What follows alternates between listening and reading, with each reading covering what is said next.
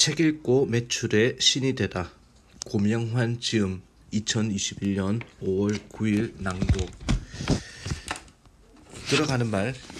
소재 목책이 시키는 대로 했더니 막대기 하나로 피라미드의 높이를 재서 세상을 깜짝 놀라게 한 그리스의 철학자 탈레스. 어느 날 그가 세상의 진리에 대해 말하자 사람들이 따졌습니다. 아, 됐고, 그래서 철학이 밥 먹여준답니까? 내가 한번 보여드리리다. 탈레스는 올리브 착유기를 모조리 사들인다. 한겨울이라 아주 싼 값에 빌릴 수 있었다.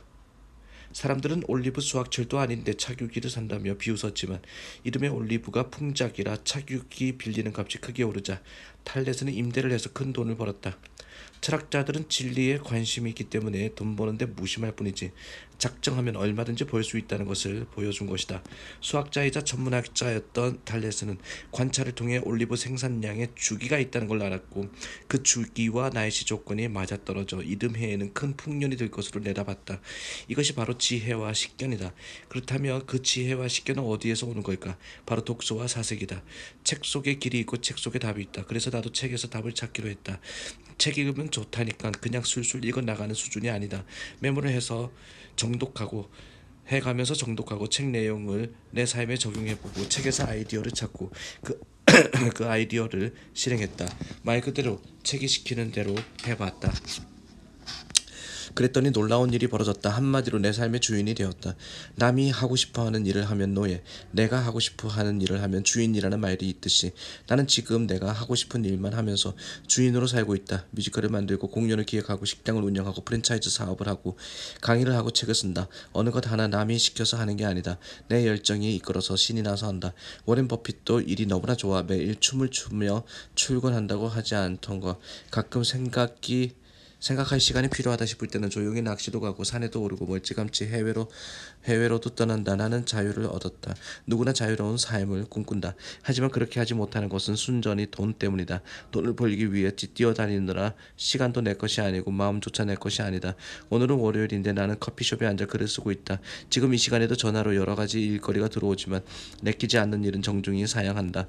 비교적 자유로운 직업이라는 연예인이어서가 아니다. 돈에서 자유로워진 결과다. 내가 하는 메밀국수집의 연 매출이 10억 원 정도이다.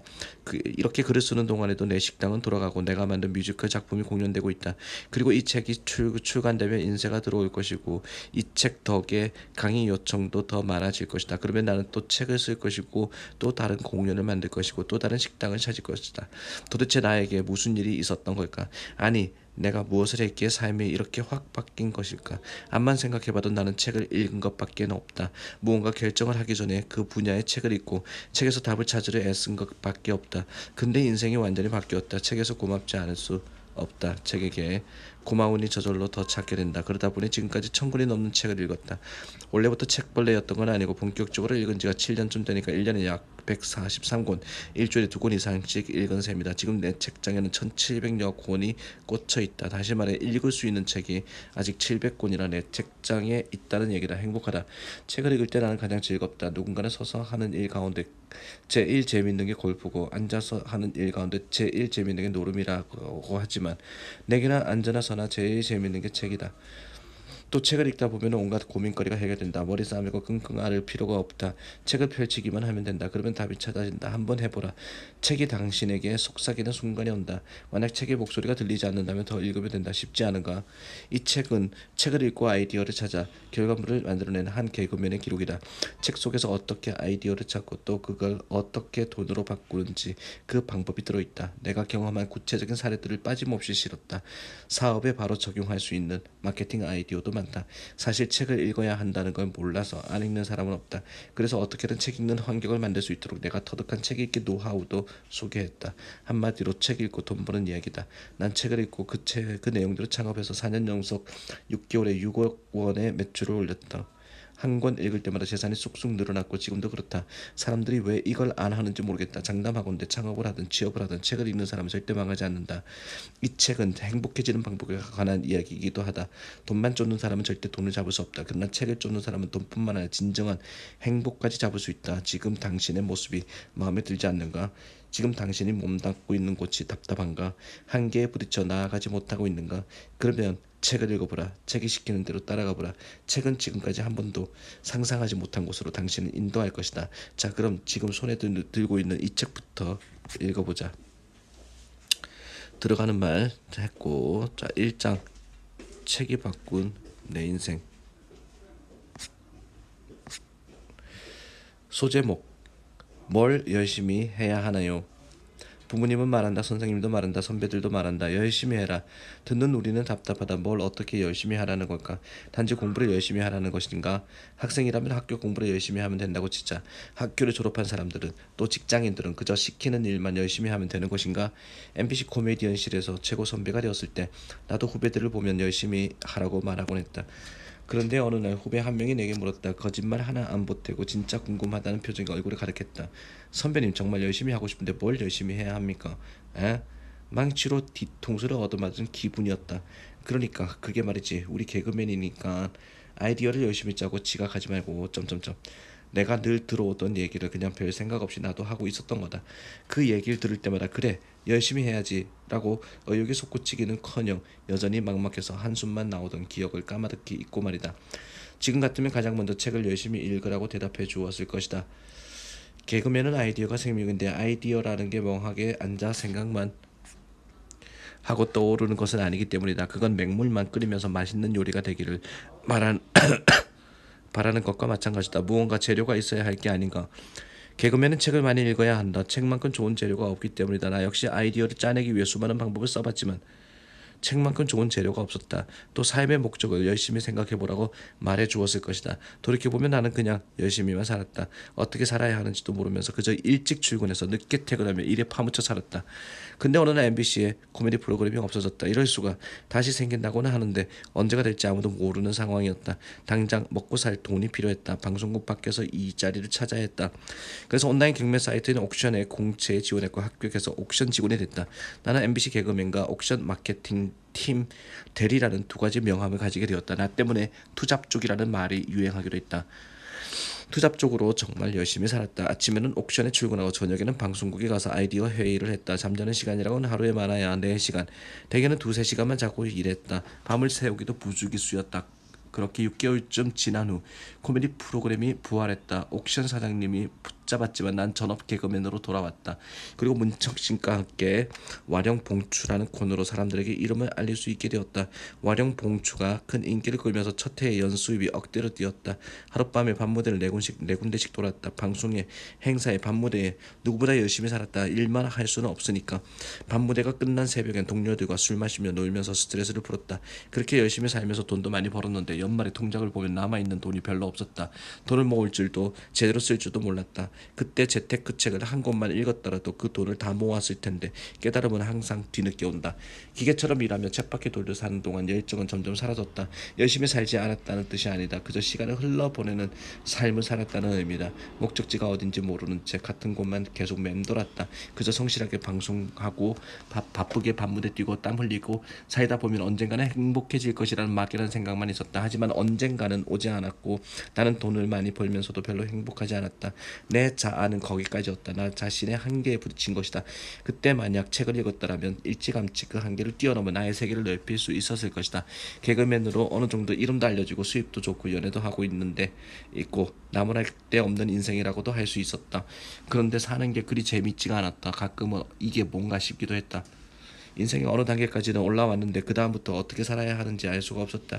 알려주는 사람도 없었다. 사실 남이 알려줄 수 있는 것도 아니었다. 내가 잘 살기를 누구보다 바라는 부모님이라 해도, 나를 너무나 사랑하는 애인이라 해도, 나를 아끼고 걱정하는 친구라 해도 내 인생에 답을 줄 수는 없었다. 사람들에게 물어볼수록 도리어 혼란만 올 뿐이다. 누구도 내 문제를 나만큼 잘 알지 못하며 어떻게 살 것인가 하는 선택을 결국 내가 해야 한다. 오직 스스로만이 해결할 수 있다. 근데 아무것도 없이 스스로 해결할 수 없으니 책을 읽어야 한다. 책을 읽고 사색을 통해 내가 어디로 나가야 할지 깨달아야 한다. 책을 읽었는데 실패했다면 독서량이 모자라는 것이다. 더 많이 읽으면 된다. 이건 책을 읽어본 사람이면 아는 사람이다. 아는 사실이다. 다른 사람에게 물어보고 실패하면 또 다른 사람에게 물어볼 것인가? 하지만 책에는 얼마든지 물어볼 수 있다. 책에게 물어보라 바로 대답해주지 않을 수도 있다. 하지만 간절한 마음을 가지고 묻고 또 묻고 읽고 또 읽다 보면 책이 답을 알려준다. 한번 방법을 알게 되면 그때부터는 시간이 줄어든다. 읽는 힘이 생기는 것이다. 그냥 고민만 해서는 아무것도 해결되지 않는다. 고민은 결국 고민으로 끝난다. 하지만 독서는 사색으로 이어지고 행동으로 이어진다. 행동하지 않으면 인생은 변하지 않는다. 아무것도 하지 않으면서 인생이 바뀌길 바라는 건 도둑놈 심보 아닌가. 소제목 대기업 아니면 공무원에 목매는 청년들. 옛날에는 노예들이 책을 읽다가 발각되면 채찍을 맞았다. 여자들도 책 읽는데 제약을 받았다. 왜 책을 못 읽게 했을까? 노예는 주인을 위해 일하는 게 운명이고 여자들은 집에서 아기 키우고 살림하는 게 본분이라고 세뇌해 왔는데 책을 읽게 놔두면 그 거짓이 들통나기 때문이다. 책을 읽으면 진실을 알게 된다. 스스로 생각할 수 있기 때문에 되기 때문이다. 그리고 진실을 알면 행동하게 된다. 그래서 지배층이 책을 독점하려고 한 것이 아닐까. 정부에 밑보이면 감옥 가기 십상이던 군사 독재 시절에도 대학생들은 저 관정분 시위에 나섰다.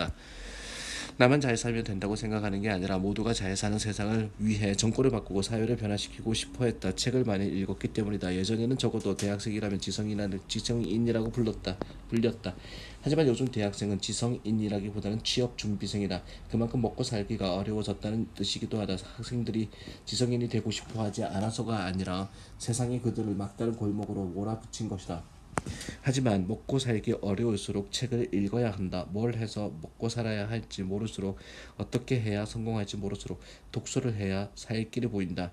이건 진짜다. 내가 그랬고 성공했다고 일컬어지는 수많은 이들이 그랬다. 뮤지컬 강의를 하고 책 읽기 강연을 다니면서 젊은이들을 만나보면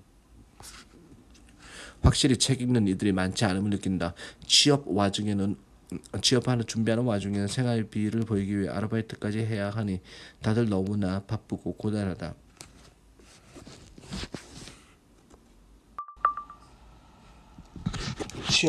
준비를 하는 와중에 생활비를 벌기 위해 아르바이트까지 해야 하니 다들 너무나 바쁘고 고단하다. 문제는 책을 읽지 않으니 스스로 생각하는 힘이 부족해 그 악순환에서 빠져나오지 못한다는 것이다. 우선 진로 결정을 혼자 하지 못한다. 대기업이 월급 많이 준다니까, 공무원이 안정적이라니까 다들 그쪽으로만 취업 준비를 한다. 나는 8년째 KTNG 상상 유니브에서 뮤지컬 수업을 하고 있다. 우리 창작 뮤지컬 반 학생이 25명인데 20명이 대기업 입사를 준비하고 나머지 5명은 공무원 시험을 준비한다. 창작 뮤지컬이라는 반 이름이 무색하게 말이다. 대학에서 무엇을 전공할지에 대해서도 부모의 의견에 절대적인 영향을 받고 입학 후에도 남들이 하는 대로 스펙 쌓기에 바쁘다. 남들이 안 하는 걸 해야 성공 가능성이 커지는데 남들이 다 해서 이미 성공하기 힘들어진 것만 바라본다. 어떤 분야든 상위 1%에 속하면 대단한 성공이다. 그 전문가 가운데 1%만 되는 게 쉽겠는가? 2017년 기준 우리나라 공무원의 수는 102만 명이다. 이에 비해 종이 비행기 전문가는 숫자도 집계되지 않을 만큼 극소수다. 종이 비행기는 돈이 안 된다고 절대 그렇지 않다. 지금 당장 포털 사이트 검색창에 종이 비행기를 쳐보라. 당신이 알지 못했던 새로운 세상이 거기 있을 것이다. 스스로 생각해서 길을 찾아야 하는데 생각을 못한다. 이게 다 책을 안 읽어서 생기는 문제다. 할 일도 많은데다가 핸드폰만 켜면 재밌는 볼거리가 많으니 책에서 점점 더 멀어진다. 사회 분위기 자체도 예전처럼 독서를 중요시하지 않는다. 내가 때만 하더라도 텔레비전에 속독왕이 종종 등장하고 독서 관련 프로그램이 많았다. 요즘엔 어느 방송이나 오락 위주로 돌아간다. 언젠가 유럽을 여행하다가 프랑스에서 텔레비전을 보는데 저녁 시간에 예능 프로그램이 없어서 놀란 적이 있다. 채널을 아무리 돌려도 죄다 토론이나 대담, 책 관련 프로그램이었다. 얼마 전 연극 인간에서 고직직하고 소심한 과학자 라울 역을 맡아 공연했다. 프랑스 작가 베르나르 베르베르의 희곡이 원작이다. 작품 연구를 하면서 프랑스 공연 영상을 봤는데 배우 2명이 2시간 넘게 별다른 액션 없이 계속 말만 하는 게 아닌가. 그럼에도 관객들은 집중해서 공연을 즐기고 있었다. 토론에 익숙해져 있기 때문이 아닐까. 반면 우리 대본은 원작의 3분의 1을 잘라내고 액션도 많이 가미했다. 이야기 전개도 빠르게 편집했다. 그렇게 하지 않으면 관객이 지루해 할 테니까. 유럽 주재 한국 대사관에서 일하는 사람에게 흥미로운 얘기를 들은 적이 있다. 노숙인들을 집으로 돌려보내려고 정부가 어느 나라인지는 잊어버렸다. 여러 가지 방법을 썼단다. 직장도 잡아주겠다고 하고 이런저런 혜택을 주겠다고 했지만 집으로 돌아가는 노숙인들이 생각보다 많지 않았다. 그런데 노숙인들을 가장 많이 집으로 돌려보낸 방법이 하나 있었다. 바로 독서 환경 조성이었다. 노숙인들이 읽는 곳에 인문 고전 등 양서를 비치해 놓은 것이다. 사람들을 변화시키는데 책만큼 따끔한 자극제는 없다는 얘기다. 책을 읽어야 생각할 수 있고 생각을 해야 행동할 수 있다. 그 행동이 우리를 자유롭게 하고 풍요롭게 한다. 어떤 일에서든 성공에 이르게 한다. 물론 시간이 필요하다. 예를 들어 지금 이 책을 읽자마자 1년에 10억 원의 매출을 올리는 가게를 하기는 어렵다. 책을 읽다 보면 당장 사업이 하고 싶어지겠지만 참아야 한다. 대신 책에 좀 더 집중해보자. 지금부터 본격적으로 책을 읽고 깊게 생각하는 훈련도 하고 앞으로 소개할 내 경험들도 참고하여 자신만의 전략을 세워보자. 평소 책을 전혀 읽지 않던 사람이라면 그야말로 2년 정도는 한눈 팔지 않고 열심히 읽어야 한다. 그냥 재미로 또는 지식 좀 쌓겠다 수준으로가 아니라 간절하게 답을 찾겠다는 생각으로 읽어야 한다. 만약 식당을 차리고 싶다면 관련 서적을 100권만 읽어보라. 절대 망하지 않는다. 학원을 열고 싶다면 학원과 관련된 책을 100권만 읽으면 된다. 지금 직장에 다니는 사람들도 마찬가지다. 책과 함께 제2의 인생을 차근차근 준비해야 한다. 나한테 필요한 책을 2년 동안만 집중해서 읽어보자. 2년 후면 새로운 나로 다시 태어난다. 한 분야의 책을 100권 이상 읽은 사람이 많지 않기 때문에 당신이 성공할 확률은 매우 높다. 경쟁이라는 측면에서 볼 때 책을 읽지 않는 나라에 태어난 것을 감사해야 한다. 엉뚱한 곳에서 성공의 비결을 찾는 사람이 많다. 무턱대고 찾아다니는 것이다. 내가 그랬다. 이제 책의 힘을 알았으니 서점 밖에 있는 경쟁자들에게는 알려주지 말고 우리끼리 열심히 읽고 역사를 만들어보자. 소제목 한 권만 바라봐야 하는 때가 있다. 2년 동안 100권의 책을 읽으면 새로운 나로 다시 태어난다고 했지만 운이 좋으면 단 한 권의 책으로도 인생이 바뀐다. 나처럼 말이다. 혈액형으로 성격을 나누는 게 비과학적이라지만 그건 논외로 하고 난 전형적인 A형이다. 다른 말로 하면 소심하고 소극적이다. 다른 사람과 함께 식당에 갔을 때 내가 먹고 싶은 걸 시켜본 적이 없다. 혼자 음식 먹다가 김치가 떨어지면 더 달라고 말하지 못한다. 친구한테 어떤 말을 했는데 친구 표정이 이상해지면 한 2년쯤 후에 혹시 그때 기분 나빴어? 하고 물어본다. 그것도 겨우겨우 용기를 내서 나는 사실 개그맨이 될 성격이 아니었다. 게다가 내 고향 상주는 무엇보다 더 예의를 중시하는 곳이었다. 아주 어렸을 때부터 밥 먹을 때 말하면 안 되고 길을 걸으며 음식을 먹어서는 안 된다는 얘기에 못이 박히게 들었다. 그런 일상적인 예절을 넘어 항상 상대방을 배려해야 한다고 배웠기에 하고 싶은 게 있어도 선뜻 나서지 않는 습관이 됐다. 내가 어떻게 하는 것이 상대가 원하는 것일까를 생각하느라 이건가 저건가 하면서 눈치를 보게 됐다. 그래도 끈기 하나는 끝내줬다. 1990년 대학 진학에 실패하고 일을 하고 있을 때였다. 아버지가 일찍 돌아가셔서 어머니랑 누나가 대전에서 식당을 하며 살림을 꾸려나갔지만 형편이 좋지 않았다. 그래서 재수는 일찌감치 접었고 때마침 군 입대 영장이 나와 병무청 신체 검사를 받으러 고향에 가게 됐다. 그곳에서 동창들을 만났다.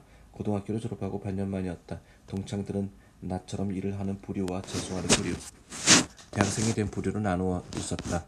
처음에는 분위기가 좋았다. 그러다 술이 한두 잔씩 들어가자 대학에 다니는 친구들이 우리를 배려해서 참고 있던 학교 얘기를 하기 시작했다.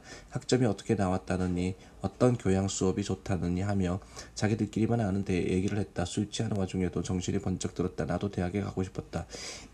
입대를 연기하고 대전으로 돌아와 바로 재수를 시작했다. 8월 초 시험까지 140일 정도 남은 때였다. 시간이 없었다. 잠을 자지 않아야 했다. 그렇게 결심한 날부터 바닥에 등을 대고 잠을 자본 적이 없다. 책상에 앉아 공부하다 엎드려서 한두 시간 자고 깨고 나면 어김없이 책을 봤다. 이때 모나미 볼펜을 하루에 한 자루씩 썼다. 꼬박 120일 동안 바닥에 눕지 않았고 볼펜 120자루를 썼다. 하루에 한두 시간밖에 앉았으니 몸이 정상일 리가 없었다. 시험 보는 내내 정신이 멍해져서 결국 또 떨어졌다.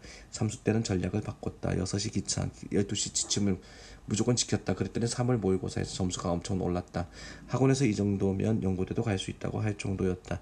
재수 때 잠 안 자고 공부했던 게 이때 효과가 나타난 것이다. 그리고 1992년 드디어 연극영화학과에 합격했다. 비록 몸에 이상은 왔지만 120일 동안 한 번도 눕지 않고 공부했던 경험은 내게 엄청난 자신감을 심어줬다. 어떤 어려움이 닥쳐도 헤쳐나갈 수 있다는 그 스스로에 대한 믿음이 생겼다. 요즘도 나 자신이 해이해졌다고 여겨지면 그때를 생각하며 미친듯이 책을 읽곤 한다. 늘 열심히 살 필요는 없다. 늘 잠을 안 자고 살 수는 없지 않은가. 하지만 인생의 어느 순간 한 곳만 바라보아야 하는 시점이 있다. 그때 미친듯이 하면 된다. 그렇게 자신을 한 단계 업그레이드 시키는 것이다. 소제목 번지 점프대회에서는 빨리 뛰어내리는 게 답이다. 삼수까지 해서 어렵게 들어간 대학이니 얼마나 신이 났겠는가. 나는 자유를 만끽하며 실컷 놀았다. 그렇게 1학년을 마치고 군에 입대했다. 지금은 연예인이 된 홍석천 형이 선임으로 있는 32사단 문선대에서 공연을 했는데 형은 내가 웃긴다며 개그맨 시험을 보라고 몇 번이나 부추겼다. 그때마다 나는 말했다. 형, 내가 어떻게 개그맨을 해요? 전 연극 할래요. 근데 사실 하고 싶었다. 하고 싶었지만 할 수 없다고 생각했다. 뭐 좀 웃기기야 하겠지만 동네에서 웃기는 거지. 전국에 제주꾼들이 모이는 게 개그맨 세계에 내가 가면 어떻게 끼겠나 싶었다. 군 복무를 마치고는 등록금을 벌기 위해 막노동을 했다. 그때 우연히 최강고를 만났다. 이시영 박사의 배짱으로 사합시다였다. 제목에 끌렸지만 그 제목 때문에 남들 앞에서는 내놓고 있지를 못했다. 내가 엄청 소심하다고 말했자는가. 일을 마치고 집에 돌아와서 틈틈이 읽었다. 처음 책을 집어들었을 때 내 머릿속은 뒤죽박죽 혼란스러웠다. 천성이 되다시피 몸에 완전히 배어버린 소심한 남의 시선에 얽매인 나 꾹꾹 눌러왔던 내 욕구들, 이런 것들이 머릿속을 꽉 채우고 있었다. 책을 다 읽었을 때 놀라운 일이 일어났다. 머릿속이 고요해지며 난 다시 태어났다. 내 인생이 바뀌었다. 이시영 박사님 사랑하고 존경합니다. 배짱으로 삽시다를 읽고서야 비로소 다른 사람들은 내가 생각하는 것만큼 내게 신경 쓰지 않는다는 사실을 알았다. 책에는 이런 내용이 있었다. 어떤 사람이 매일 같은 옷을 입고 회사에 출근을 해봤다고 한다. 5일이 지났어야 동료 한 명이 너 혹시 어제도 같은 옷 입고 오지 않았어? 하고 물었단다. 확신도 아니고 혹시라고. 내가 뭘 하는지 아무도 신경 쓰지 않는다. 눈치 볼 필요도 없다. 하고 싶은 걸 하면 된다. 못할 게 무언가. 나는 너무나도 큰 용기를 얻었다. 그 무렵 텔레비전을 보는데 KBS 대학 개그제가 열린다는 광고가 나왔다. 대상은 상금이 자그마치 200만원. 그때 내 등록금이 딱 200만원이었다. 막노동을 하면 하루에 3만원을 받는데 그나마도 용역회사가 3천원을 떼어가고 27,000원이 내 손에 들어온다. 2달 반을 하루도 안 쉬고 일해야 등록금을 벌 수 있다. 한 달을 일했으니 앞으로 한 달 반을 더 일해야 한다. 근데 개그제에서 입상하면 개그맨으로 데뷔도 하는 셈이다. 하고 싶다. 홍석천 형도 하라 그러지 않았나. 하지만 내 오랜 습관대로 내 이런 목소리가 들려왔다. 에이, 내가 무슨 개그맨이야. 그 순간 배짱으로 삽시다 생각이 났다. 아니지, 나 책 읽었잖아. 책에서 해보라고 하잖아. 떨어지면 어때? 아무도 나한테 신경 쓰지 않아. 배짱으로 한번 해보자. 일단 원서를 내고 대본을 짰다. 대본도 그 책에서 힌트를 얻어 썼다.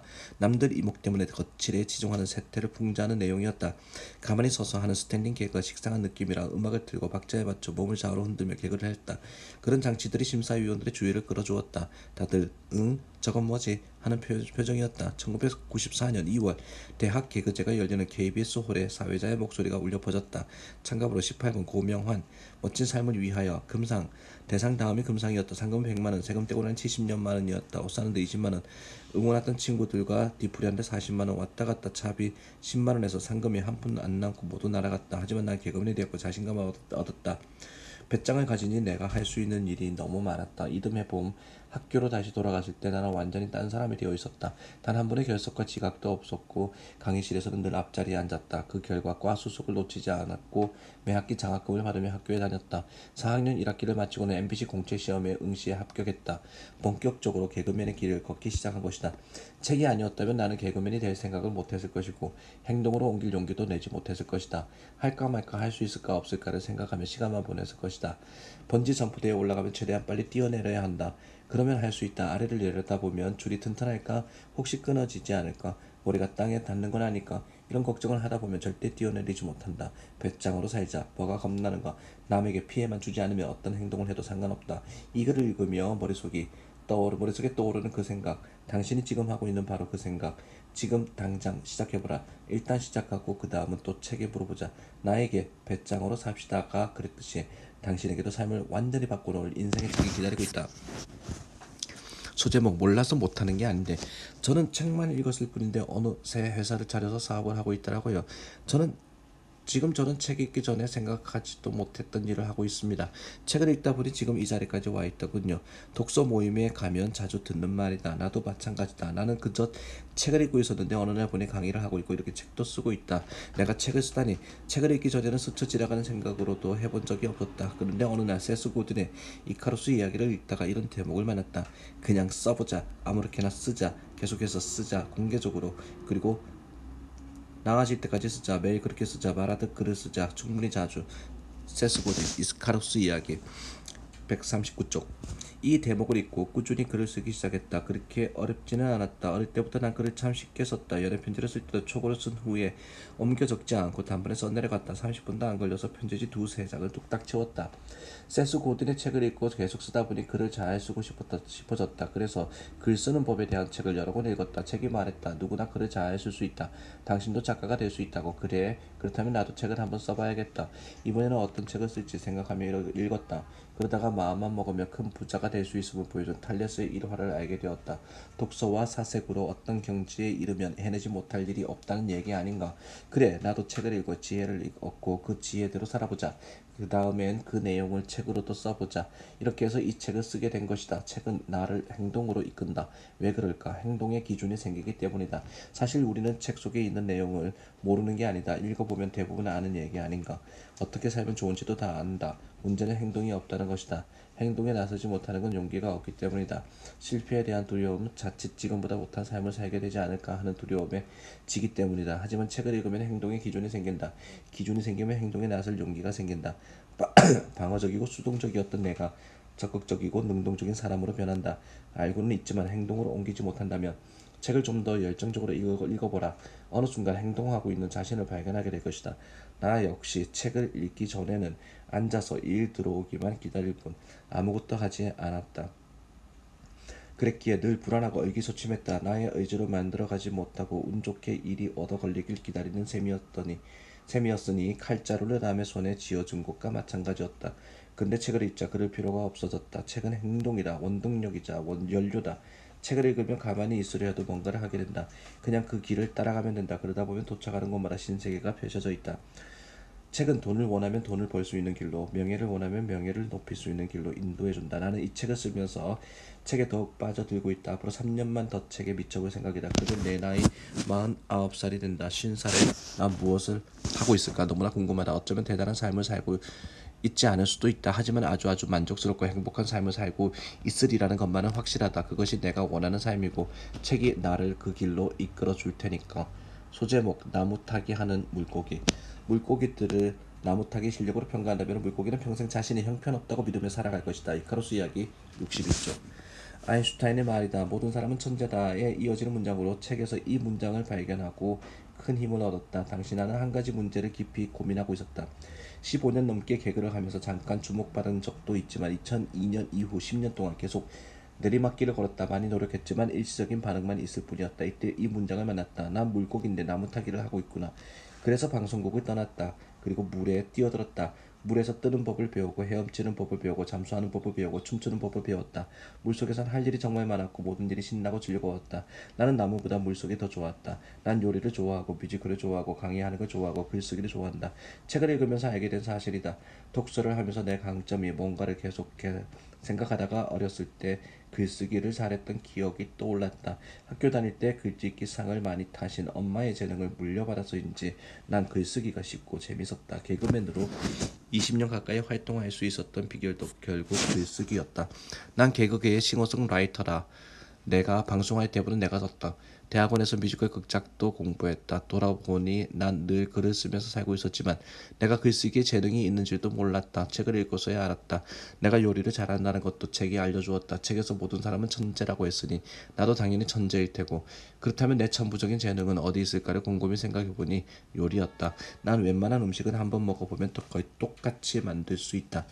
그림에 재능 있는 사람들이 사물을 보고 그 모양을 쓱쓱 그려내는 것처럼 계량 스푼 없이 어림짐작으로 간을 보고 타이머 없이 감으로 조리 시간을 맞춰도 내가 생각했던 맛이 나온다. 내가 강의에 소질이 있다는 사실을 알게 된 것도 물론 책 덕분이다.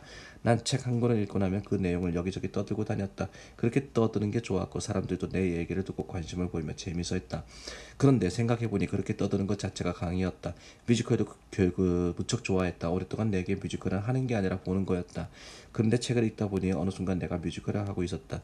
뮤지컬을 기획하고 대본을 쓰고 공연을 하고 가르친다. 난 지금 뮤지컬과 강의와 요리와 글쓰기를 굉장히 즐기면서 하고 있다. 하고 싶은 일만 재밌게 하는데도 연말에 통장을 펴보면 돈이 억 단위로 늘어있다. 이쯤에서 이런 질문이 나올 것이다. 하지만 책을 읽어도 소용없던데요. 나는 아직도 내가 뭘 잘하는지 못 찾았어요. 책을 펴자마자 당신은 이걸 잘합니다 라고 쓰여있는 건 당연히 아니다. 책을 읽으면서 다 자신을 들여다봐야 된다.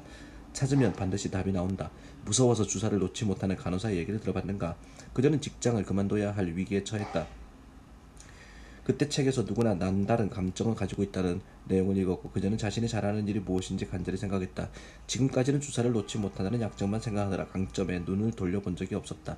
차분히 자신을 들여다본 결과 자신이 환자를 누구보다 상냥하게 대할 수 있다는 장점을 찾아냈다. 그녀는 장점에 집중해 열심히 일했고 그녀가 일하는 곳은 친절한 병원으로 소문이 나서 환자들이 몰려들었다. 그녀는 병원의 자랑거리가 됐다. 아직도 잘하는 게 없다고 생각되는가? 당신은 원래 천재이기 때문에 잘하는 게 없을 수가 없다. 우선 후쿠오카 마사노부의 집 한 오라기의 혁명과 장자크 루소의 에미를 읽어보자. 마사노부 할아버지는 95살로 돌아가실 때까지 평생 감귤 농사를 지었다. 감귤 농사에는 매뉴얼이 있다. 잎이 몇 개가 났을 때 몇 번 잎과 몇 번 잎을 따준다. 가지가 몇 개일 때 몇 번 가지와 몇 번 가지를 잘라준다 하는 식이다. 이런 매뉴얼대로 하면 똑같은 크기, 똑같은 빛과 똑같은 맛의 감귤을 만들 수 있다. 매뉴얼대로 감귤 농사를 짓던 어느 날 마사노베 할아버지는 문득 이런 생각이 들었다. 왜 근대 이후에 모차르트, 베토벤, 쇼팽, 미켈란젤로, 레오나르도 다빈치, 소크라테스, 뉴턴, 에디슨 같은 사람이 나오지 않는 걸까? 할아버지는 감귤을 키우다가 알게 되었다. 매뉴얼에 따라 똑같은 교육을 받기 때문에 똑같이 대기업과 공무원만 꿈꾼다는 것은 그래서 할아버지는 감귤나무를 그냥 자라게 해봤다. 잎도 따지 않고 가지치기도 하지 않았다. 그러자 놀라운 일이 일어났다. 천재 감귤들이 탄생했다. 지금까지 한 번도 경험하지 못한 맛을 가진 감귤들이 태어난 것이다. 우리는 모두 천재로 태어났다. 근데 교육을 받으면서 점점 똑같아진다. 개성이 없어진다. 에밀에서 루소는 어린아이에게 억지로 말을 가르치지 말라고 얘기한다. 그건 천재로 태어난 아이를 바보로 만드는 일이란다. 아이가 말을 늦게 하는 이유는 말이 필요하지 않기 때문이다. 그보다 더 관심 가는 뭔가가 있기 때문이다. 어떤 아이는 물소리, 새소리, 바람소리를 좋아한다. 어떤 아이는 빨간색, 파란색, 초록색이 너무나 신기하다. 가만히 내버려둬야 된다. 루소는 아이의 천재성이 충분히 자리를 잡을 때까지 아무것도 가르치지 말라고 한다. 옆집 아이가 2살에 영어를 한다고 내 아이에게도 억지로 영어를 가르치는 것처럼 바보 같은 일이 없단다. 당신은 원래 천재였다. 지금이라도 그 천재성을 깨우자. 내가 아는 방법은 독서뿐이다. 예전에 나였다면 책 쓸 엄두도 내지 못했을 때지만 지금은 자신 있게 도전하고 있다. 도전 자체가 이미 천재성을 드러낸 것이다. 이 책이 훌륭하건 아닌 건 그건 둘째 문제다. 책을 쓰고 있다는 자체가 훌륭한 거다. 난 계속 책을 읽고 책을 쓸 것이다. 내 안에 잠든 거인을 깨울 것이다. 당신도 자기 안에 어떤 거인이 잠자고 있는지 꺼내보고 싶지 않은가?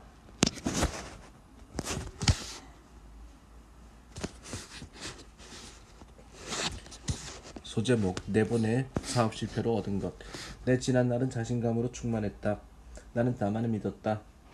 종교도 없었고 점을 보러 간 적도 없었다. 뭐든지 하면 됐다. 비록 삼수는 했지만 원하는 대학에 들어갔고 학교 성적도 좋았고 개그맨도 됐고 방송사에 입사도 했고 돈도 벌고 첫눈에 반한 여인과 연인이 되는 데도 성공했다. 이제 사업만 남았다. 사업도 성공할 자신이 있었다. 2002년 어느 날 낮잠을 자다가 꿈을 꾸었다. 시골집 재래식 화장실에서 똥을 누고 있는데 똥이 점점 차오르더니 화장실이 뻥 하고 터지면서 내가 똥과 함께 밖으로 흘러나오는 게 아닌가. 그 순간 전화벨이 울려 잠에서 깼다. 대학교 시절 룸메이트였다. 우리 같이 감자탕집 할래? 나는 친구에게 바로 돈을 붙였다. 장소가 어딘지, 월세는 얼마인지, 가게는 누가 운영할 것인지, 요리를 누가 할 것인지 묻지도 따지지도 않고 1억 원을 보냈다. 다행히 처음엔 장사가 잘 됐다. 우리 둘 모두 감자탕을 만들 줄 몰랐다. 감자탕만 책임지고 만드는 이모가 따로 있었다. 근데 얼마 후 이모가 그만뒀고 다른 이모가 만드는 감자탕은 당연히 맛이 달랐다. 바로 손님들이 떨어져 나가기 시작했다. 할 수 없이 새로운 메뉴를 만들었다. 별다른 반응이 없자 얼마 후 또 메뉴를 추가했다. 그래도 손님이 늘지 않자 또 다른 메뉴가 생겼다. 결국 3년 만에 문을 닫았다. 그 다음엔 실내 포장마차를 차렸다. 문청식과 동업했는데 손님들이 연예인 사장이라며 술을 따라주곤 했다. 안 마실 수가 없었다. 하루에 소주 5병을 기본으로 마신 것 같다. 한 달 만에 몸이 이상해졌고 병원비가 더 나올 판이었다. 어쨌거나 장사는 잘 됐다. 하지만 남는 게 없었다. 우리는 이유를 몰랐다. 원재료 가격이 얼마인지, 이윤이 얼마가 생기는지, 세금을 얼마나 내는지 이런 계산들을 어떻게 하는 것인지도 전혀 몰랐다. 손님들이 따라주는 소주를 매일 5병씩 마셔가며 열심히 운영했지만 결국 3개월 만에 문을 닫았다. 이번에는 골프 연습장에서 스낵바를 하기로 했다. 처음으로 엄마와 누나가 도와줬는데 장사가 잘 됐다. 완전히 자리를 잡아가고 있었다. 역시 가족이랑 함께하니까 되는구나. 이젠 됐다 싶었다. 그런데 골프 연습장에서 나가라고 했다. 1년밖에 안 됐는데 나가라고요? 계약서 보세요. 계약 기간이 1년이잖아요. 물론 계약서 상황은 그랬다. 하지만 계약 당시 골프 연습장 측에서는 일단 계약서는 이렇게 쓸때 매년 갱신해 드릴 테니까 하고 싶을 때까지 하세요라고 분명히 말을 했다. 계약서를 제대로 쓰는 법을 몰랐던 내가 바보였다. 정말 아무것도 몰랐다. 자세히 알아보지도 않고 시작했으니 뭘 알겠는가. 지금의 나라면 그렇게 무작정 시작하지는 않았을 것이다. 스낵바는 그만뒀지만 골프 연습을 하러 골프 연습장에 들렀다. 우리 다음으로 스낵바를 물려받은 아주머니가 몇 개월이 지나자 장사를 안 하고 문을 닫아놓기 시작했다. 오랫동안 미용실을 하셨던 분이다. 아마도 우리 스낵바에 와보니 주인은 그냥 카운터에 앉아만 있으면 된다고 여기지 않았을까. 요리하는 아줌마 한 명, 서빙하는 직원 한 명만 구하면 편하게 장사할 수 있을 것이라고 생각했을 것이다. 그런데 막상 해보니 생각보다 쉽지 않아 장사를 접었을 것이다. 내 주변에도 그렇게 생각하는 사람이 많다. 커피숍 사장은 그냥 카운터만 지키면 되는 거 아니야? 하지만 뒤에서 할 일이 얼마나 많은지 모른다. 이런 걸 너무 쉽게 생각하고 덜컥 계약해서 가게 오픈하면 10중8구를 말한다. 나도 몰랐다. 뭘 따져봐야 되는지 이제는 아는데 이 점은 뒤에서 자세히 소개하겠다. 세 번의 시행착오를 겪고도 나는 또 사업을 시작했다. 번번에 실패해놓고도 자신이 있었다. 왜? 난 고명환이니까. 자신감이 하늘을 찌를 때였다. 이번엔 닭가슴살 사업을 시작했다. 몸짱이 되고 개그맨 고명환의 8조 식스백 프로젝트라는 책을 내고 난 직후였다. 내 성을 따서 고딱이라고 네이밍도 하고 디자인도 하고 포장지도 만들었어. 이제 출시만 하면 되는데. 개그맨 후배 허경환의 허닥이 먼저 나왔다. 사업은 타이밍도 중요하다. 미리 조사해봤다면 충분히 알만한 일이었는데 사전조사조차 하지 않은 데 불찰이었다. 허닥 때문에 고닥이라는 이름은 버려야 했다. 그런 다음에는 이왕이면 아무도 하지 않는 재료를 사용하자는 생각에 토종닭으로 닭가슴살을 만들었다. 일반 닭보다 원가가 훨씬 비쌌다. 토종닭 공장에서도 말렸다. 일반 닭은 가슴살을 떼어내도 다른 부위를 팔 수 있는데 토종닭은 가슴살을 떼어내면 나머지 부분은 폐기해야 한다고 했다. 그래서 원가가 비싸다고 말렸지만 그래도 나는 했다. 토종닭은 아무도 안 했으니까. 난 선구자라고 생각했다. 그리고 이건 고급 브랜드니까 비싸도 팔릴 거라고 생각했다. 물론 나만의 착각이었다. 아무도 내 닭가슴살이 고급이라고 생각하지 않았다. 토종닭이라 더 질기기까지 했다. 몸짱이 되기 위해 운동하는 사람들은 대부분 주머니가 가벼운 젊은 층으로 합리적인 소비를 중요시한다. 싸고 부드러운 일반 닭가슴살이 있는데 왜 비싸고 질긴 토종 닭가슴살을 먹겠는가. 이건 조금만 생각해봐도 알 수 있는 일이다. 이때 만약 손자 병법을 읽었더라면 그처럼 무모하게 고집을 피우지는 않았을 것이다. 오사칠계를 알았을 테니 말이다. 오사칠계는 5가지 조건과 7가지 계교를 말한다. 장수는 어느 쪽이 더 유능한가? 지리적 우위는 어느 쪽이 선점했는가? 병력은 어디가 더 강한가 등을 미리 계산해서 승산이 없으면 승산이 있으면 싸우라는 얘기다. 손자병법은 병법을 논하는 책이지만 결론은 함부로 싸우지 말라는 것이다.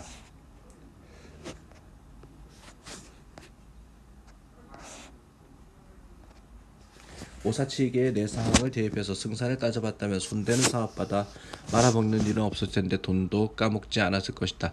관련 서적 한 권 안 읽고 순전히 감에 의존해서 사업을 하면 이런 일이 생긴다. 뭔가를 도모할 때는 계산을 할 수 있는 기준이 있어야 한다.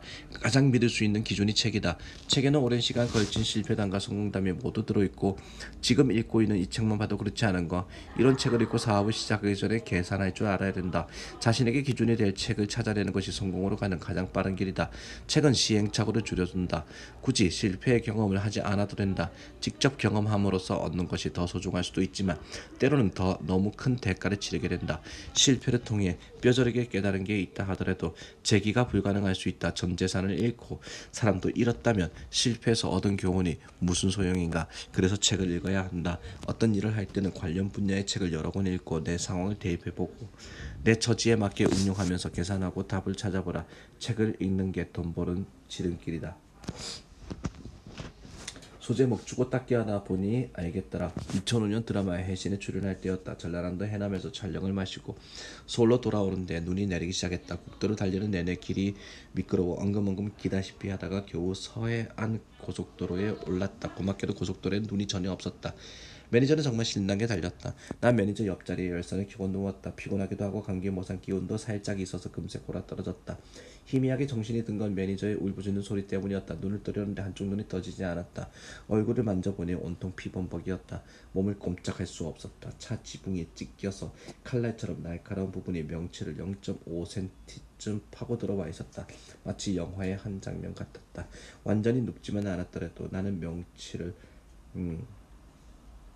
깊게 찔렀을 것이고 지금 이 글도 쓸 수 없었을 것이다. 매니저는 시속 150km 이상으로 달렸다고 한다. 게다가 국도에서 눈길에 너무 신경 쓰고 운전하다가 고속도로에 올라오니 긴장이 풀렸고 앞에는 차가 한 대도 없었다고 했다.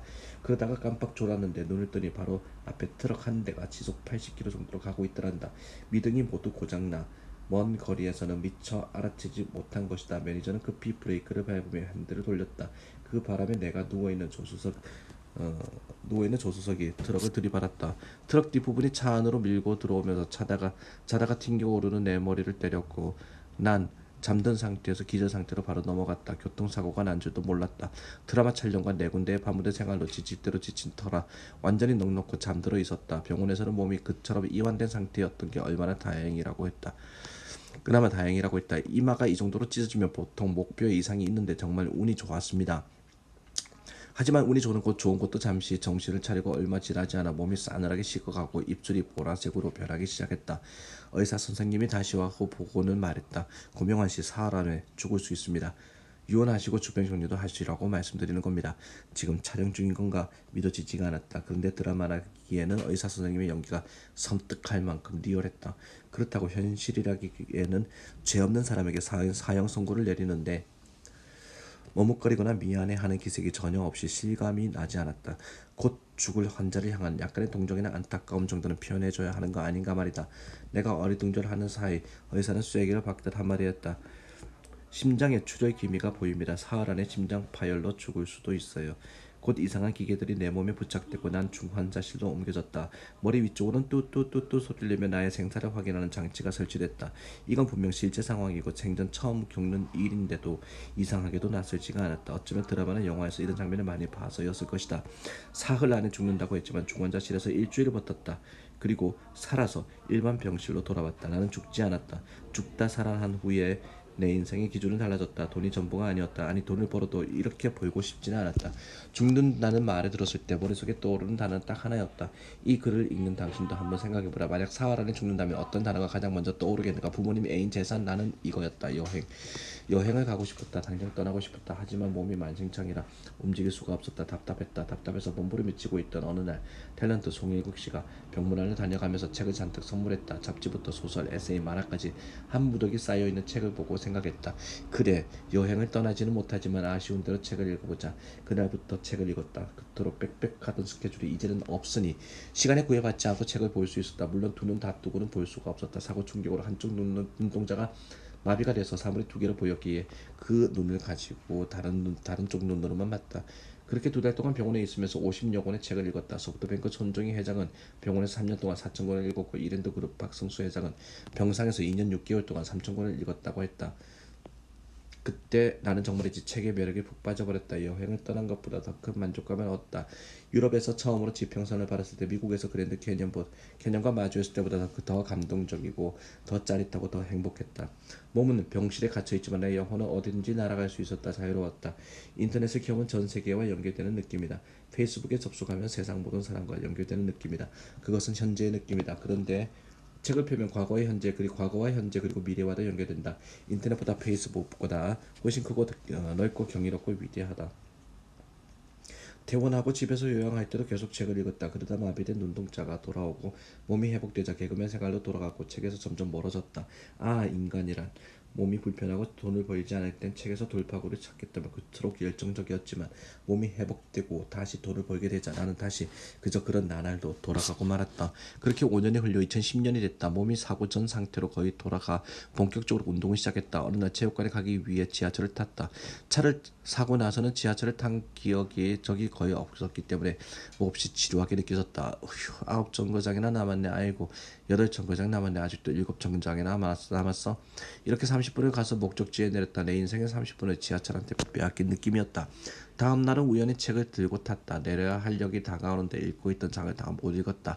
아, 한 정거장만 더 가면 좋겠다. 나는 마지막 순간까지 책을 놓지 않고 완전히 집중해서 그 장을 다 읽음과 동시에 지하철에서 내렸다. 어제 내릴 때와는 비교도 안 되는 뿌듯함이 내 온몸을 감쌌다. 그 순간 큰 깨달음을 얻었다. 어제와 달리 30분이라는 시간을 내가 지배한 것이다. 내 시간을 내가 산 것이다. 이제 자유다. 내 시간을 내가 지배하며 산다는 느낌. 그날 이후 일이 들어오면 항상 이 생각을 먼저 했다. 내가 끌려가는 것이냐, 내가 지배하는 것이냐? 내가 시간을 지배하는 것이 자유고 내가 하고 싶은 일을 하는 게 자유다. 난 모든 스케줄을 내가 하고 싶은 일로만 채워나가기 시작했다. 그런 일들로 한 달에 1,000만 원 이상 벌 수 있도록 책을 읽고 아이디어를 짰다. 책에서 답을 찾는 삶을 살기 시작했다. 그러자 실제로 그런 능력이 생겼다. 얼마 안가 내가 하고 싶은 일만 하면서 한 달에 1,000만 원 이상 벌게 된 것이다. 그때가 2012년 지하철에서 깨달음을 얻은 지 2년 만이었다. 인간은 본능적으로 자유를 원한다. 병원에서 죽을 수도 있다는 소리를 들은 경험이 있는 사람들을 만나 물어보면 대부분 여행 가고 싶다는 생각이 제일 먼저 들었다고 한다. 로또 당첨되면 뭐 할 거냐고 물어봐도 이구동성으로 일단 세계 일주든 크루즈 여행이든 여행 좀 하고요. 그 다음에 점점점이라고 대답한다. 우리는 왜 이렇게 여행을 하고 싶어 하는 걸까? 여행을 동경하는 이유는 자유롭고 싶어서다. 여행은 우리가 생각하는 가장 자유로운 상태다. 바캉스라는 말의 어원도 자유다. 나는 모든 인간이 원하는 건 결국 자유라고 생각한다. 행복도 자유에 포함된 개념이다. 사랑과 결혼 역시 외로움으로부터 혼자 사는 삶으로부터 자유로워지려고 하는 것이다. 둘이 만나 경제적으로 보다 풍요로워지고 감정적으로 안정을 얻고 싶어서다. 이 역시 자유다. 경제적으로나 감정적으로 불안해하면 자유를 느낄 수 없기 때문이다. 안정이 돼야 우리는 자유로울 수 있다. 이렇게 인간이 궁극적으로 원하는 자유를 주는 것이 책이고 책을 읽음으로써 나는 비로소 자유로워졌다. 큰 제목 메밀꽃이 피었습니다. 소제목 내 인생의 책을 만나다. 사업을 시작하는데 반드시 좋은 아이디어가 필요한 것이 아니다. 아이디어는 남의 것을 빌릴 수도 있다. 다른 고장, 다른 나라, 다른 업계에 누군가가 하고 있는 일을 찾아내보라. 세스 고딘. 이제는 작은 것이 큰 것이다. 제인출판사 2009년 294쪽. 나와 가장 친한 PD가 코미디 프로그램 연출로 오면서 내게 조연출과 다름없는 고난을 주겠다고 했다. 파격적인 대우였다. 하지만 난 그의 만류와 해유와 분노를 뒤로하고 내 발로 방송국을 떠났다. 그리고 대학원에 진학했다. 행동은 당찼으나 속으론 불안했다. 그 불안함을 지우기 위해 책을 읽었다. 책을 택한 내 전략은 옳았다. 책을 읽을수록 불안감이 점점 자신감으로 바뀌고 더 넓은 세상이 보이기 시작했다. 방송국만 바라보고 있을 때는 몰랐던 세상. 내가 하고 싶은 일을 하면서 돈을 벌 수 있는 세상이 눈에 보였다. 어떻게 살아야 할지도 머릿속에 그려졌다. 그래서 구체적으로 내 인생의 작전을 짜기로 했다. 고명환의 인생 작전 1번. 인생 후반을 나는 최고의 강사로 살겠다. 한 번의 강의에 1억 원을 받자. 지금 내 강의료는 300만 원, 이제 9,700만 원 남았다. 2번. 강의를 위해서는 업적이 필요하다. 아무것도 이루지 못한 사람의 얘기를 누가 들어주겠는가. 3번. 자본주의 사회에서 업적은 일단 돈이다. 돈을 벌자. 4번. 그냥 벌지 말고 얘기거리를 만들면서 벌자. 5번. 나는 책을 좋아하고 1,000권을 넘게 읽었으니까 책이 시키는 대로 사업을 해서 돈을 벌자. 6번. 난 작가가 되겠다. 글쓰기 훈련을 계속하고 내 경험과 생각을 꼼꼼히 기록하자. 개그맨의 장점을 살려 재미있게 쓰자. 아무도 대신할 수 없는 작가가 되자. 7번. 책을 써서 출판하자. 8번. 사업과 책을 바탕으로 강의를 하자. 9번. 또 다른 업적을 이루고 책을 쓰자. 10번. 더 많은 강의료를 받고 강의를 하자. 11번. 나만의 서점을 운영하자. 12번. 특화된 출판사를 운영하자. 13번. 그동안 번 돈으로 도서관을 짓자. 이제 작전을 세웠으니 내게 명령을 내려줄 책을 골라야 한다. 세상의 모든 책에 시키는 대로 다 할 수는 없다. 내 인생과 사업에 적용할 내게 맞는 책을 골라야 한다. 나에겐 그런 보물이 세스 고딘의 책, 그가 쓴 모든 책이었다. 내 사업 성공의 구할은 세스 고딘 덕분이다. 한 번도 만난 적은 없지만 나 혼자는 아주 친근하게 생각하는 그에게 이 자리를 빌려 감사의 말을 전한다. 지금 이 순간 세스 고딘을 처음 알게 된 독자가 있다면 정말 행운하라고 얘기해주겠다. 그것만으로도 이 책의 본전을 뽑은 것이다. 세스 고딘을 만나기까지 수백 권의 책을 거쳐온 나에 비하면 단번에 지름길로 접어들었으니 나한테 술 한잔 사야 한다. 책이 소개해주는 책을 따라가고 또 따라가다 보랏빛 속아온다를 만났다. 그때부터는 세스 고든의 책을 닥치는 대로 읽기 시작했다. 경영 마케팅에 대해서 아무것도 모르던 나에게 그는 너무나 쉽고 편하게 그 비밀의 문을 열어주었다. 이 책에서 그의 책을 여러 번 언급할 텐데 너무 지나치다고 생각하지 말아 주었으면 좋겠다. 방금 말했듯이 그의 모든 책이 나에게 보물이 됐고 내가 일으킨 삶의 변화가 그의 보석 같은 문장들에서 비롯됐기 때문이다. 같은 문장을 접하고도 사람마다 감흥이 다르기 마련인데 고명환은 이렇게 느꼈구나 정도로 생각해주기 바란다. 더불어 그 문장을 그냥 스쳐 읽었던 사람이 있다면 다시 한번 생각해보는 기회로 삼는 것도 좋지 않을까 싶다. 나는 인생 작전 3번을 실행하기 위해서 이왕이면 요리 재능을 살리고 싶어 요식업으로 가닥을 잡았다. 세스 고든이 좋은 대로 나는 다른 사람들의 아이디어를 빌리기로 했다. 그래서 시간이 없어도 어떻게든 짬을 내 전국을 돌아다녔다. 아내와 함께 삼천리 방방 그 당시에 애인이었는데 삼천리 방방곡곡을 누비며 맛있다는 식당을 찾아다녔다. 음식을 먹을 때마다 머릿속은 바삐 돌아갔다. 여긴 왜 유명해졌을까? 맛의 비결이 뭘까? 정말 맛 때문인가? 아니면 이곳 분위기 때문인가? 이 음식이 다른 지역에 가서도 성공할 수 가능성이 있을까? 음식을 먹고 나면 아내에게 꼭 물어봤다. 아, 메뉴가 수도권에서도 먹힐까? 그 지역에 있기 때문에 맛있는 음식들은 조심해야 된다. 예를 들어서 바닷가에 있기 때문에 맛있는 음식들이 있다. 그런 음식은 바다를 떠나면 그 맛이 나지 않는다. 다른 지방 다른 나라에서 아이디어를 빌려오거나 아이템을 가져올 때는 추론을 하고 상상을 해봐야 한다.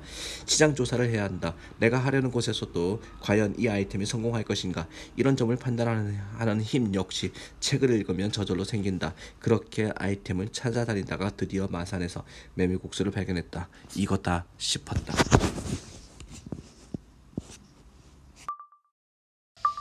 소제목 간단 명료한 아이템이어야 한다. 코미디언실에 있을 때 후배들이 개그 코너 아이디어를 들고 오면 잘 될지 안 될지 알아보는 방법이 있었다. 네가 하려는 개그를 한 단어로 말해봐. 후배가 한 단어 그게 안 되면 최소한 한 문장으로 명쾌하게 얘기한다면 그 코너는 잘 된다. 하지만 뭔가 부연 설명이 늘어나고 말이 길어지면 그 코너는 안 된다. 한 단어로 딱 압축한다는 것은 특징이 분명하고 그 특징을 당사자가 꿰고 있으며 자신을 가지고 있다는 뜻이다. 창업을 할 때도 마찬가지다. 내가 하고자 하는 사업을 한마디로 말할 수 있어야 한다. 투자자에게 얘기할 때도 한 단어로 명쾌하게 얘기할 수 있어야 투자받을 가능성이 커진다. 세스 고딘의 또 다른 책 이카루스 이야기에는 내가 하려는 일을 20장의 슬라이드로 만들어 한 장당 20초 안에 설명할 수 있어야 한다라고 나와 있다. 길어야 400초 즉 5분 안에 이야기를 끝내라 이거다. 이를 페차쿠차라고 하는데 일본말로 제잘제잘 시끌시끌이란 뜻이다. 영국 건축가들이 동료들 앞에서 자기 작품을 설명하면서 쓰기 시작했는데 이제는 프레젠테이션 방법으로 널리 쓰이고 있다. 난 가족들을 앉혀놓고 페차쿠차를 했다. 1번 메밀국수다. 2번 누구나 배울 수 있다. 3번 메밀국수는 김밥처럼 대부분의 사람이 좋아한다. 4번 내가 먹어본 면 가운데서 면 상태가 가장 좋은 것이 메밀국수였다. 5번 면 장사는 면이 중요하다. 제일 중요하다. 그 다음이 육수다. 6번 메밀은 건강을 생각하는 요즘 트렌드와 잘 맞는다. 7번 메밀국수는 유행을 타지 않는다. 8번 반찬이 많이 필요한 다른 메뉴와 달리 면 요리는 간편하다. 9번 식당 경력 40년이 넘는 엄마가 있다. 10번 엄마의 솜씨를 이어받는 누나가 함께 할 수 있다. 11번 나와 함께 가게를 운영해줄 매형이 있다. 12번 프랜차이즈 식당이 아니라 내 개성을 살리고 맛을 업그레이드 할 수 있다. 13번 고양시 인구가 100만 명을 넘는다. 14번 일산에서 10년 가까이 방송국 생활을 했기 때문에 일산의 특징을 잘 안다. 15번 가게를 오픈할 장소가 엄마 집에서 10분 누나 집에서 10분 거리에 있다. 16번 가게가 넓어서 주방을 안정적으로 꾸밀 수 있다. 17번 넓은 주차장이 있다. 18번 월세가 부담이 없다. 19번 내가 요리를 좋아한다. 20번 내가 면을 좋아한다. 이 프레젠테이션을 듣고 우리 가족은 메밀국수 식당을 운영하기로 결정했다. 새로운 사업 아이템이 있다면 가족들 앞에서 이런 식으로 프레젠테이션을 해보라. 한번 해보고 나면 저절로 알게 된다. 그 아이템이 나한테 맞는지 안 맞는지. 자, 당신이 지금 기억하고 있는 아이템을 한 단어로 적어보라. 그런 다음 부연 설명으로 짧은 문장을 만들어보라. 그리고 나서는 가족이나 함께 할 사람들과 제잘제잘 시끌시끌한 시간을 가져보라. 실패 요소는 한 가지라도 더 줄어들고 성공 요소는 한 가지라도 더 늘어날 것이다. 결심했다면 소제목 결심했다면 실행해라. 우리 모두 날 때부터 아티스트의 자질을 갖추고 있다는 사실이다. 지금부터 지시만을 기다리는 긴 줄에서 빠져나와 진정한 아티스트의 삶을 시작하자. 이카루스 이야기 13쪽. 책을 다시 펼쳐보니 문장에 밑줄이 그어져 있고 옆에는 휘갈겨 쓴 글씨로 메모가 되어 있다. 이것만 봐도 내가 이 부분을 읽으면서 얼마나 격정적인 마음이었는지가 새삼 느껴진다. 나는 이 책을 읽고 그대로 뛰쳐나갔다. 엄마와 누나를 데리고 마산으로 내려와 식당 주방에서 앞치마를 두르고 메밀국수 만드는 법을 배웠다. 마산으로 내려가는 동안 이런 생각이 들었던 것도 사실이다. 그래도 명색이 연예인인데 그럴 때마다 저 문장을 생각하며 마음을 다잡았다. 마산에 도착했더니 아니나 다를까 주방에서 일하는 분이 내게 물었다. 아니 연예인이 왜 이런 일을 배워요? 제가 요리하는 걸 좋아해서요. 난 요리를 좋아하는 사람이다. 그리고 책을 읽는 사람이다. 좋아하는 일을 하라고 책에서 계속 이야기한다. 책을 읽고 느끼고 깨달은 바가 있는데 어떻게 하지 않을 수 있겠는가. 그렇게 주방에 들어갔다. 처음 하루 이틀은 면을 볶고 삶고 요리하고 설거지하고 청소하다 서글픈 마음이 살짝 들기도 했지만 역시 저 문장을 떠올리며 더 열심히 했다. 그랬더니 사흘째부터는 딴 생각이 전혀 들지 않고 일에 몰입하게 되었다. 근처에 방 하나 잡아놓고 매일 식당으로 출근해 하루 12시간씩 주방에 있으면서도 힘든 줄 몰랐다. 지금도 엄마랑 누나는 종종 얘기한다. 그때 참 행복했었던 했노라고. 남의 식당에서 일당을 받기 위해 일했다면 그만큼 행복할 수 있었을까. 내 가게를 열기 위한 일이라 노래하던 면을 볶고 춤을 추듯 국수를 삶지 않았을까. 마산에서 일주일 남짓 메밀국수 만드는 법을 배우고 일산으로 올라왔다. 가게 오픈을 준비하면서 20일 동안 실전 연습을 했다. 그렇게 한 달 정도 배우고 연습한 후 가게를 열었다. 그리고 2014년 첫 해 6개월간 5억 604만 8천 원의 매출을 올렸다. 메르스 때문에 장사하기 힘들었던 2015년엔 6개월간 5억 7,647만 6천 원.